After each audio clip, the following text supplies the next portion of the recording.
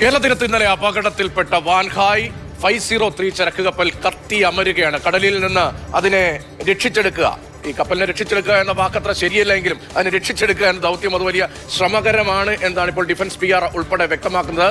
കപ്പൽ പരിപൂർണമായി കത്തുകയാണ്. ഈ കപ്പൽ കത്തി നശിക്കുന്നു, അത് ആ കമ്പനിക്ക് വലിയ നഷ്ടമുണ്ടാക്കുന്നു എന്നതിനപ്പുറത്ത് നമ്മുടെ കടലിലെ പരിസ്ഥിതിക്ക് എത്രത്തോളം വലിയ ആഘാതമാണ് ഈ കപ്പൽ അവിടെ കത്തിയമരുമ്പോൾ ഉണ്ടാകുന്നത് എന്ന ചോദ്യമാണ്. രക്ഷാപ്രവർത്തനത്തിനും തീയണയ്ക്കുന്നതിനും വിഘാതമായി നിൽക്കുന്നത് എന്താണ് എന്നത് കൂടി നമുക്ക് പരിശോധിക്കാം. കപ്പലിലുള്ള കണ്ടെയ്നറുകൾ പൊട്ടിത്തെറിക്കുന്നതും തീ ആളി കത്തുന്നതും തീയണയ്ക്കൽ ദൗത്യം ദുഷ്കരമാക്കുകയാണ്. കപ്പലിൽ നിന്ന് കടലിലേക്ക് വീണ കണ്ടെയ്നറുകൾ വരും ദിവസങ്ങളിൽ കേരളത്തിന്റെ വടക്കൻ തീരപ്രദേശങ്ങളിൽ അടിയാനും സാധ്യതയുണ്ട്. അതേസമയം കപ്പലിൽ നിന്ന് രക്ഷപ്പെടുത്തിയ 18 ജീവനക്കാരെ ഇന്നലെ രാത്രി 11 മണിയോടെ മംഗലൂരുവിൽ എത്തിച്ചു. അപകടത്തിൽ പരിക്കേറ്റ 6 പേർ ഇപ്പോഴും ചികിത്സയിൽ കഴിയുന്നു. ഇതിൽ 2 പേരുടെ നില ഗുരുതരമാണ്. കാണാതായ 4 പേർക്കായുള്ള തിരച്ചിൽ ഇപ്പോഴും തുടരുകയാണ്. മംഗലൂരുവിൽ നിന്ന് ഫെലിക്സ് ആണ് വിവരങ്ങളുമായി ചേരുന്നത്. ഒപ്പം മറ്റ് പുതിയ വിവരങ്ങളുമായി നമ്മുടെ റിപ്പോർട്ടർമാരും തയ്യാറാണ്. ആദ്യം നമുക്ക് ഫെലിക്സിലേക്ക് പോകാം. ശരി ഫെലിക്സ്, നമുക്ക് പ്രാഥമികമായി അറിയേണ്ടതും ഏറ്റവും ആശങ്കയുള്ളതും ആകാംക്ഷയുള്ളതും ജീവനക്കാരുടെ ആരോഗ്യം സംബന്ധിച്ച കാര്യങ്ങളിൽ തന്നെയാണ്. ഇന്നലെ അവരെ ചികിത്സയ്ക്കായി എത്തിച്ചിരിക്കുകയാണ്. എന്താണ് ആശുപത്രിയിൽ നിന്ന് ലഭിക്കുന്ന വിവരം? മറ്റ് പുതിയ വിവരങ്ങൾ എന്തൊക്കെയാണ്? മാധു, കപ്പലിൽ ആകെ ഉണ്ടായിരുന്നത് 22 പേരായിരുന്നു. അതിൽ 4 പേരെ കാണാതായി, 18 പേരെ രക്ഷപ്പെടുത്തി. ഇന്നലെ രാത്രി ഏതാണ്ട് 11 മണിയോടുകൂടി മംഗളൂരുവിലെ തുറമുഖത്തിലെത്തിച്ചു. അവിടെ നിന്നും ഈ ആംബുലൻസിൽ AG ആശുപത്രിയിലേക്ക് എത്തിച്ചു. അതിൽ ഏറ്റവും പ്രധാനപ്പെട്ട കാര്യം 6 പേരാണ് ആശുപത്രിയിൽ ചികിത്സയിലുള്ളത്. അതിൽ 2 പേരുടെ നില ഗുരുതരം എന്നതാണ് അല്പം മുമ്പ് ഡോക്ടർ സംസാരിച്ചപ്പോൾ വ്യക്തമാക്കിയിട്ടുള്ളത്. ആന്തര അവയവങ്ങൾക്കടക്കം പൊള്ളലേറ്റിട്ടുണ്ട്, അതായത് ശ്വാസനാളത്തിനടക്കം പൊള്ളലേറ്റിട്ടുണ്ട് എന്നവർ വ്യക്തമാക്കുന്നു. അതുകൊണ്ട് അവരുടെ ആരോഗ്യനില സംബന്ധിച്ച് അപകടനില തരണം ചെയ്തോ എന്ന് ഇപ്പോൾ പറയാനാവില്ല. പ്രത്യേകിച്ച് പൊള്ളൽ പോലുള്ള ഒന്നാണ് ഏറ്റിരിക്കുന്നത്. അതുകൊണ്ട് നിരീക്ഷണം വേണം. 72 മണിക്കൂറോളം നിരീക്ഷിച്ച ശേഷം മാത്രമേ ഇവർക്ക് അപകടനില തരണം ചെയ്തു എന്ന് പറയാൻ കഴിയൂ എന്ന് ഡോക്ടർ വ്യക്തമാക്കുന്നു. ചൈനീസ് പൗരന് 40% പൊള്ളലേറ്റിട്ടുണ്ട്, മറ്റൊരു ഇന്തോനേഷ്യൻ പൗരന് 30% പൊള്ളലേറ്റിട്ടുണ്ട്. ഈ 2 പേരുടെ നിലയാണ് ഗുരുതരമായി തുടരുന്നത്. ശേഷിക്കുന്ന 4 പേർ ആശുപത്രിയിലുണ്ട്. അവർക്ക് നിസ്സാരമായ പരിക്കുകൾ മാത്രമാണ് ഏറ്റിട്ടുള്ളത്. അതുകൊണ്ട് അവരെ വാർഡിലേക്ക് മാറ്റി എന്ന് ഡോക്ടർ അറിയിച്ചിട്ടുണ്ട്. അവരുടെ ആരോഗ്യനിലയിൽ ആശങ്കപ്പെടാനില്ല എന്നതാണ് അറിയിക്കുന്നത്. മാത്രമല്ല, ഈ അതീവ ഗുരുതരാവസ്ഥയിലുള്ള ഈ 2 പേർ വെള്ളം കുടിക്കുകയും സംസാരിക്കുകയും ഒക്കെ തന്നെ ചെയ്തിട്ടുണ്ട് എന്നും ഡോക്ടർ വ്യക്തമാക്കുന്നു. പക്ഷെ പൊള്ളലായതുകൊണ്ട് നമുക്ക് ഒന്നും പറയാൻ കഴിയില്ല. നിരീക്ഷണം ആവശ്യമാണ്. 2-3 ദിവസത്തിന് ശേഷം മാത്രമേ. ഫെലിക്സിലേക്ക് തിരികെ എത്താം. ബിനിൽ കൂടിയുണ്ട് കൊച്ചിയിൽ നിന്ന്. ബിനിൽ, ഈ കപ്പൽ കത്തിയമരുന്നു, അതാണല്ലോ ഇപ്പോഴത്തെ ഒരു സാഹചര്യം. ആ സാഹചര്യത്തെ കുറിച്ച് കോസ്റ്റ് ഗാർഡും നേവിയും ഉൾപ്പെടെ ഏത് തരത്തിലാണ് പ്രതികരിക്കുന്നത്? 4 പേർക്കായുള്ള തിരച്ചിൽ അത് എത്രത്തോളം മുന്നോട്ട് കൊണ്ടുപോകാൻ കഴിഞ്ഞു? എന്താണ് ഏറ്റവും പുതിയ അപ്ഡേറ്റിൽ വരുന്നത്? ഈ തീ ഇനി അണയ്ക്കുക എന്നത് അത് പ്രതീക്ഷിക്കേണ്ടതുണ്ടോ? രതീഷ്, കൃത്യമായി പറഞ്ഞാൽ അതിനി നമ്മൾ വലിയ പ്രതീക്ഷ വെച്ച് പുലർത്തേണ്ടതില്ല എന്നതാണ് കോസ്റ്റ് ഗാർഡിന്റെയും നാവികസേനയുടെയും ഭാഗത്ത് നിന്ന് നമുക്ക് വ്യക്തമാകുന്നത്. ആ കടലിൽ ആ കപ്പൽ വലിയ രീതിയിൽ തീപിടിച്ചു കഴിഞ്ഞു. അത് ആ കടലിൽ തന്നെ മുങ്ങിത്താഴാനുള്ള സാധ്യത തന്നെയാണ് ഇപ്പോൾ വിദഗ്ധരടക്കം പ്രവചിക്കുന്നത്. കാരണം അത്രമാത്രം വലിയൊരു തീപിടുത്തമാണ് ഉണ്ടായിരിക്കുന്നത്. നമുക്ക് രക്ഷിച്ചെടുക്കാൻ കഴിയില്ല എന്ന രീതിയിലേക്ക് നമ്മുടെ സേനകൾ തന്നെ എത്തിച്ചേർന്നിരിക്കുന്നു എന്നതാണ് മനസ്സിലാക്കുന്നത്. കാരണം ഇന്നലെ രാത്രി മുഴുവൻ അവർ ആ തീ അണയ്ക്കാനുള്ള ഒരു ശ്രമമാണ് നടത്തിക്കൊണ്ടിരുന്നത്. പക്ഷേ കൂടുതൽ കണ്ടെയ്നറുകളിലേക്ക് ആ തീ പടരുകയാണ് എന്നതാണ് ഏറ്റവും പ്രധാനപ്പെട്ട വസ്തുത. ആ കപ്പലിന്റെ അടുത്തേക്ക് പോലും ചെല്ലാൻ കഴിയുന്നില്ല. ഇതിൽ ഏറ്റവും ഡേഞ്ചറസ് ആയിട്ടുള്ള കാര്യമെന്നത് ആ കപ്പൽ ആങ്കർ ചെയ്തിട്ടില്ല. അതായത് അതിലെ ജീവനക്കാരെല്ലാം തന്നെ ചാടി അവരെ രക്ഷപ്പെടുത്തിയിട്ടുണ്ട്. അതിൽ 4 പേരെ കാണാതായിരിക്കുന്നു. ആ 4 പേരെ ഇനി കണ്ടെടുക്കാൻ കഴിയുമോ എന്നത് പോലും സംശയകരമായിട്ടുള്ള വസ്തുതയാണ്. അതോടൊപ്പം തന്നെ ആ കപ്പൽ ഇപ്പോൾ ആരും തന്നെ ഇല്ല. അതുകൊണ്ട് തന്നെ ആ കപ്പൽ ഒഴുകി നടക്കുകയാണ് എന്നതാണ് ഏറ്റവും പ്രധാനപ്പെട്ട കാര്യം. അത് തെക്ക് ദിശയിലേക്ക് നേരത്തെ അപകടം സംഭവിച്ചെടുത്തുന്ന ഏതാണ്ട് 1 നോട്ടിക്കൽ മൈൽ, അതായത് കൃത്യമായി പറഞ്ഞാൽ 1.8 കിലോമീറ്റർ അത് ആ കപ്പൽ ഒഴുകി നീങ്ങിക്കഴിഞ്ഞു. തെക്ക് ദിശയിലേക്ക് ഒഴുകി വരികയാണ്. അതുകൊണ്ട് തന്നെ ആ കപ്പൽ ഒഴുകുന്നതിനനുസരിച്ച് മാറി മാത്രമേ അതിനടുത്തേക്ക് പോലും ഈ കോസ്റ്റ് ഗാർഡിന്റെ കപ്പലുകൾക്ക് പോകാൻ കഴിയൂ. ഒരു നിശ്ചിത ദൂരം പാലിച്ചില്ല എങ്കിൽ ആ കപ്പലിലെ രാസവസ്തുക്കൾ, കണ്ടെയ്നറുകൾ പൊട്ടിത്തെറിച്ചുകൊണ്ടിരിക്കുകയാണ്. മണിക്കൂറുകൾക്കുള്ളിൽ തന്നെ ഓടിയെത്തിയ കപ്പലുകൾക്ക് നേരിടേണ്ടി വന്ന ഏറ്റവും വലിയ ഭീഷണിയും ഇതുതന്നെയാണ്. അടുത്തേക്ക് പോകാൻ കഴിയില്ല. കണ്ടെയ്നറുകൾ ഒഴുകി നടക്കുന്നവ പ്രൊപ്പലറുകളിലോ മറ്റോ തട്ടിയാൽ സുരക്ഷാ പ്രശ്നമുണ്ടാകും, തുടർ സ്ഫോടനങ്ങൾ ഉണ്ടാകുമോ എന്ന ആശങ്ക ഇതൊക്കെയാണ്. ഇത് നേരത്തെ പറയുകയായിരുന്നു, നേരത്തോട് നേരമായിട്ടും സമാനമായ പ്രശ്നങ്ങൾ തുടരുകയാണ് എങ്കിൽ അധികൃതർക്കൊരു ആക്ഷൻ പ്ലാൻ ഉണ്ടാകുമല്ലോ. അത് സംബന്ധിച്ചുള്ള വിശദീകരണം കിട്ടുന്നുണ്ടോ?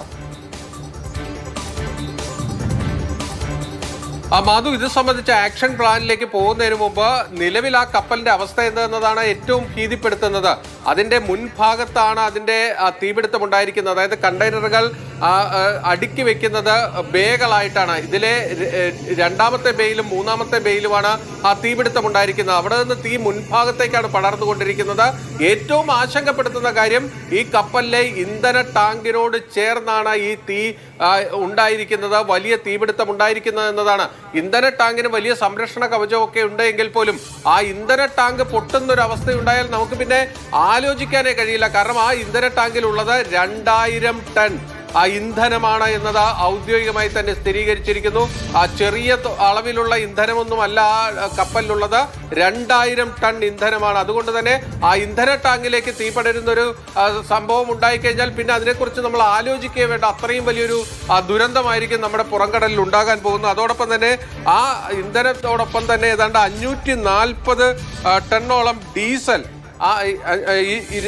240 ടൺ ഡീസൽ ആ കപ്പലിലുണ്ട് എന്നത് മറ്റൊരു വസ്തുതയാണ്. അതോടൊപ്പം തന്നെ നമ്മൾ ശ്രദ്ധിക്കേണ്ട ഒരു കാര്യം, 157 കണ്ടെയ്നറുകളിലാണ് ഈ അപകടകരമായിട്ടുള്ള രാസവസ്തുക്കൾ അടക്കമുള്ളത്. അതിൽ 32.2 ടൺ ആൽക്കഹോൾ കണ്ടന്റുള്ള രാസവസ്തുക്കളാണ് എന്നതാണ് ഏറ്റവും പ്രധാനപ്പെട്ട വസ്തുത. അതായത് പെട്ടെന്ന് തീപിടിക്കാൻ കഴിയുന്ന സാധനങ്ങളാണ് ആ കപ്പലിലുള്ളത്. അതോടൊപ്പം തന്നെ പെയിന്റ് അടക്കമുള്ള മറ്റ് സാധനങ്ങളുണ്ട്. അതായത് ഹൈലി ഇൻഫ്ലൈമബിൾ ആയിട്ടുള്ള ചരക്കുകളാണ് ആ കപ്പലിലുള്ളത്. അതുകൊണ്ട് തന്നെയാണ് തീ അണയ്ക്കുക എന്നത് നമുക്ക് ആലോചിക്കാൻ പോലും കഴിയാത്തൊരു കാര്യമായി ഇപ്പോൾ നമ്മുടെ കോസ്റ്റ് ഗാർഡും നാവികസേനയൊക്കെ തന്നെ വ്യക്തമാക്കുന്നത്. കാരണം അത്രമധികം തീ പടർന്നു കഴിഞ്ഞു. അതോടൊപ്പം തന്നെ ഏറ്റവും നമ്മളെ ആശങ്കപ്പെടുത്തുന്നത്, അതിലെ ഇന്ധന ടാങ്കിന് എന്തെങ്കിലും സംഭവിച്ചാൽ നമ്മുടെ ആ പ്രദേശത്തെ മത്സ്യമേഖലയെ തന്നെ അത് വളരെ ഗുരുതരമായി ബാധിക്കുമെന്നതാണ്.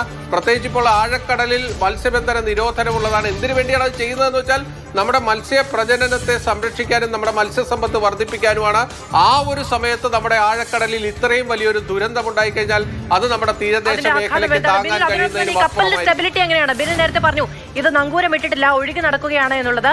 കപ്പലിൽ ചെരിവുണ്ട് തുടങ്ങിയ വിവരങ്ങൾ കൂടി വരുന്നുണ്ടല്ലോ. ഇന്നലെ തന്നെ അതിന്റെ സ്ട്രക്ചറിന് എന്തെങ്കിലും തരത്തിലുള്ള പ്രശ്നങ്ങൾ ഉണ്ടായിട്ടുണ്ടോ? തീപിടുത്തം ഇത്രയും അധികം നേരമായി നിലനിൽക്കുകയാണ് തുടങ്ങിയ ആശങ്കകൾ ഉണ്ടായിരുന്നു. കപ്പൽ ചെരിയുന്നുണ്ട് എന്ന വാർത്തകളുടെ വിശദാംശം എന്താണ്? മധു, ആ കപ്പലിന്റെ സ്റ്റെബിലിറ്റിയിൽ മറ്റ് പ്രശ്നങ്ങളില്ല എന്നാണ് ഏറ്റവും ഒടുവിൽ കിട്ടുന്ന വിവരം. അതായത് കപ്പൽ സ്റ്റേബിളായി തന്നെ നിൽക്കുന്നു, പക്ഷേ അതിനകത്ത് വലിയ തീപിടുത്തം ഉണ്ടാകുന്നു, പൊട്ടിത്തെറികൾ ഉണ്ടാകുന്നു. സ്വാഭാവികമായും ഒരു വലിയ ബ്ലാസ്റ്റിലേക്ക് പോയി കഴിഞ്ഞാൽ പിന്നെ അത് ചിന്തിക്കാൻ പോലും കഴിയില്ല. അത് കപ്പൽ ചരിഞ്ഞു പോകാനുള്ള സാധ്യത തന്നെയാണുള്ളത്. പക്ഷേ ഇപ്പോഴത്തെ ഏറ്റവും വലിയ ആശങ്കപ്പെടുത്തുന്ന ഒരു കാര്യം എന്നത് ആ കപ്പൽ തെക്ക് ദിശയിലേക്ക് ഒഴുകിക്കൊണ്ടിരിക്കുന്നു എന്നതാണ്. ഇന്നലെ രാവിലെ 9:30ക്കാണ് ഈ അപകട വിവരം നമ്മുടെ സംവിധാനങ്ങൾ അറിയുന്നത്. അതിനുശേഷം ഏതാണ്ട് ഇതുവരെ 1 നോട്ടിക്കൽ മൈൽ അത് ഒഴുകിക്കഴിഞ്ഞു. അതായത് ഏതാണ്ട് 2 കിലോമീറ്ററോളം ആ കപ്പൽ അപകടമുണ്ടായ സ്ഥലത്ത് നിന്ന് ഈ തീയോടുകൂടി ഒഴുകി വരികയാണ്. അതുകൊണ്ട് തന്നെയാണ് ഇതിലെ രക്ഷാപ്രവർത്തനങ്ങളാണെങ്കിലും ഈ തീ അണയ്ക്കുന്ന പ്രവർത്തനങ്ങളാണെങ്കിലും അതൊക്കെ തന്നെ വലിയ ബുദ്ധിമുട്ട് നേരിടുന്നത്. അതോടൊപ്പം തന്നെ ആ ഇന്ധന ടാങ്കിന് വലിയ സുരക്ഷിതത്വമൊക്കെ ഉണ്ട്. പെട്ടെന്നൊന്നും തീ പടരില്ല. അതാണ് നമുക്കൊരു അല്പം ആശ്വാസകരമായിട്ടുള്ള ഒരു കാര്യം. പക്ഷേ അത് തീ പടർന്നാൽ പിന്നെ അതിനെക്കുറിച്ച് ചിന്തിക്കുകയേ വേണ്ട. കാര്യം അത്രയധികം ഇന്ധനമാണ് ആ കപ്പലിൽ സ്റ്റോർ ചെയ്തിരിക്കുന്നത്. ഇത് നമ്മുടെ തീരത്ത് നിന്ന് ഏതാണ്ട് 88 നോട്ടിക്കൽ മൈൽ അകലെയാണ്. നേരത്തെ MSC കപ്പൽ ചരിഞ്ഞ് മുങ്ങിയതുപോലെ നമ്മുടെ തൊട്ടടുത്തല്ല എന്നത് കുറച്ചുകൂടി നമുക്ക് ആശ്വസിക്കാവുന്ന കാര്യമാണ്. പക്ഷേ നമ്മുടെ ആഴക്കടലിൽ പദാർത്ഥങ്ങൾ ഈ കണ്ടെയ്നറുകളിൽ ഉണ്ട്. അതിന്റെ വിവരങ്ങളാണല്ലോ ഇപ്പോൾ പുറത്തു വരുന്നത്. അങ്ങനെ കൊടും വിഷപദാർത്ഥങ്ങൾ ഈ കണ്ടെയ്നറുകളിൽ ഉണ്ടെങ്കിൽ അത് നമ്മുടെ തീരത്തേക്ക്, ഇപ്പോൾ കപ്പൽ നമ്മുടെ തീരത്തേക്ക് അല്പം കൂടി മൂവ് ചെയ്യുന്നു എന്നതാണ് ഏറ്റവും ഒടുവിലത്തവരുമായി ബിനിൽ പങ്കുവയ്ക്കുന്നത്. പക്ഷേ ഈ രാസപദാർത്ഥങ്ങൾ ഉൾപ്പെട്ട കണ്ടെയ്നർ അത് തീരത്തേക്ക് അടിയുന്നതിനുള്ള സാധ്യത എത്രത്തോളം ഉണ്ട്? ഇപ്പോൾ നേരത്തെ MSC കപ്പലിനേക്കാൾ വളരെ ദൂരത്താണ് ഈ അപകടം ഉണ്ടായതെങ്കിലും അത് നമ്മുടെ തീരത്തേക്ക് എത്താനുള്ള സാധ്യതയുണ്ടോ? രതീഷ്, 10-15 കണ്ടെയ്നറുകൾ ഈ കപ്പലിൽ നിന്ന് പുറത്തു പോവുകയും അത് ഒഴുകി നടക്കുകയും ചെയ്യുന്നു എന്നതാണ് കോസ്റ്റ് ഗാർഡിനെ ഉദ്ധരിച്ചു വരുന്ന വിവരങ്ങൾ. പക്ഷേ അതിൽ ഏറ്റവും ശ്രദ്ധിക്കേണ്ട കാര്യങ്ങൾ, ആ 10-15 കണ്ടെയ്നറുകൾ നമ്മുടെ ഒഴുക്കിനനുസരിച്ച് നമ്മുടെ തീരത്തേക്ക് തന്നെയായിരിക്കും അത് എത്താൻ ഏറ്റവും കൂടുതൽ സാധ്യതയുള്ളത്. നമുക്കറിയാം, ഈ തോട്ടപ്പള്ളിയുടെ പടിഞ്ഞാറൻ ഭാഗത്താണ് നമ്മുടെ MSC കപ്പൽ മുങ്ങിയത്. അവിടെ നിന്ന് ആ കണ്ടെയ്നറുകൾ ഒഴുകി വന്നത് ആറാട്ടുപുഴ മുതൽ ഏതാണ്ട് വിഴിഞ്ഞം വരെയുള്ള ഭാഗത്തേക്കാണ്, നമ്മുടെ തീരമേഖലയിലേക്കാണ് ഒഴുകി വന്നത്. അതുപോലെ ഒഴുക്ക് എങ്ങോട്ടായിരിക്കും ആ ദിശയിലേക്ക് തന്നെ ഈ കണ്ടെയ്നറുകൾ ഒഴുകി വരാനുള്ള സാധ്യതയുണ്ട്. അപ്പോൾ ഈ 157 അപകടകരമായ അപകടകരമായ വസ്തുക്കളുള്ള കണ്ടെയ്നറുകൾ, ആ കണ്ടെയ്നറുകൾ പൂർണ്ണമായും കത്തിത്തീർന്നാൽ അത് തീരത്തേക്ക് എത്തില്ല. പക്ഷേ അത് കത്തിത്തീരാതെ അത് തീരത്തേക്ക് എത്തിയാൽ നമ്മുടെ തീരദേശത്ത് വലിയ പ്രശ്നങ്ങൾ ഉണ്ടാക്കും. അതോടൊപ്പം തന്നെയാണ് ആ 88 നോട്ടിക്കൽ മൈൽ അകലെയാണെങ്കിൽ പോലും ആ കടലിൽ അതുണ്ടാക്കുന്ന പ്രത്യാഘാതം, ആ രാസവസ്തുക്കൾ കടലിൽ കലരുമ്പോൾ ഉണ്ടാകുന്ന ആ പ്രത്യാഘാതം, അതോടൊപ്പം തന്നെ ആ ഇന്ധനം, 2000 ടൺ ഇന്ധനം എന്ന് പറയുന്നത് നമുക്ക് ചിന്തിക്കാവുന്നതിനപ്പുറത്താണ്. അത്രയധികം ഇന്ധനം നമ്മുടെ കടലിലേക്ക് പടർന്നു കഴിഞ്ഞാൽ ആ മേഖലയിലെ മത്സ്യസമ്പത്തിനെ പൂർണ്ണമായും അത് ഇല്ലാതാക്കുന്ന രീതിയിലേക്ക് വരും. അതുകൊണ്ട് തന്നെ ഈ കപ്പലപകടം നമുക്ക് വലിയ ആശങ്കകൾ നൽകുന്ന ഒരു കാര്യമാണ്. ശരി, ബിനിലും ഫെലിക്സുമാണ് വിശദമായ വിവരങ്ങൾ നൽകിയത്. ഈ കപ്പലപകടം സംബന്ധിച്ചുള്ള കൂടുതൽ വിശദാംശങ്ങൾ ഔദ്യോഗികമായി തന്നെ ലഭിച്ചുകൊണ്ടും ഇരിക്കുകയാണ്.